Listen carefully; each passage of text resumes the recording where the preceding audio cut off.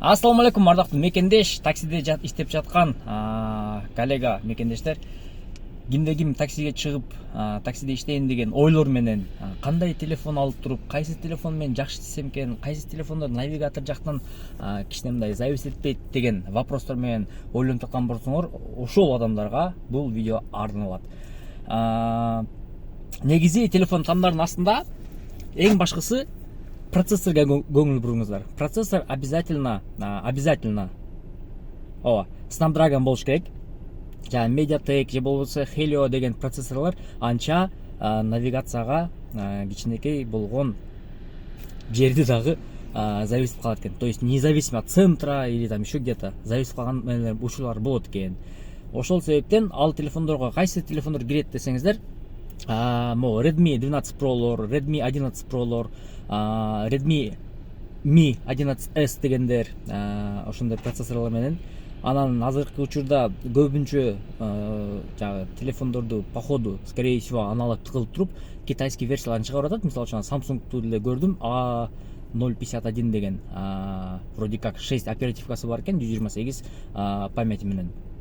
Бирок процессору даже Samsung эмес, өзүнүкү эмес да. Ошондой телефон көп алып калып туруп, арзан алдыман кийин ушу такси иштетем деген ойдо алып калып туруп, адашат экенсиң. Мен дагы 2-3 телефонду адашып, акыры ошол Snapdragonга келип токтолдум. Өзүм билет болчумун, ошо Snapdragon жакшы эле болуш керек деп. Бирок мен дагы жанагы акчанын эмесине кызыгып, жаңы телефон зато арзан алып атпаймынбы деген ойго алданып, алып центрде такалып калатам да. Өзүңөр деле билесиңер. То есть жаңы чыккан адамдар мындай страшный момент болот. Пассажир менен кетип атканда телефонун навигатор иштебей калган болсо, пассажир артында отуруп дегенде бул жакта кетип аткан мандражың еще больше мандраж болуп, каяка бурулуп, каяктан келип, каяка бурулуп кетем деген адашуу менен калып каласыңар. Ошол үчүн достор, ошондой телефонду алам десеңиз, ошону алыңыздар. Анан кийин документтер боюнча тоже азыркы учурда өзүңөр билесиңер, Озгоп деген страхование кошулду, бирок аны конкретный түрдө текшерип баштайлык бүгүнкү число 5 ноябрга келгенде.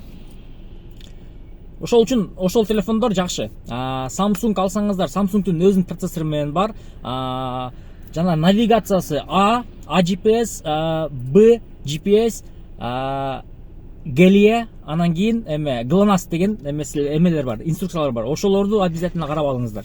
Ошол навигацияга жардам берет. Анан жагандай дополнительный эмелер, GPS установкалар ни к чему, простая трата денег. Ошол үчүн ошондой телефондор алсаңыздар жакшы болот деген ойдомун. Snapdragon процессор 660 и выше, но 650 тоже боло берет. Ошол телефондор жакшы. Чоң рахмат көңүл буруңуздарга. Комментарий жазып кетиңиздер эгерде менин оюм менен кошулбай болгон ойлор болгон болсо. Рахмат.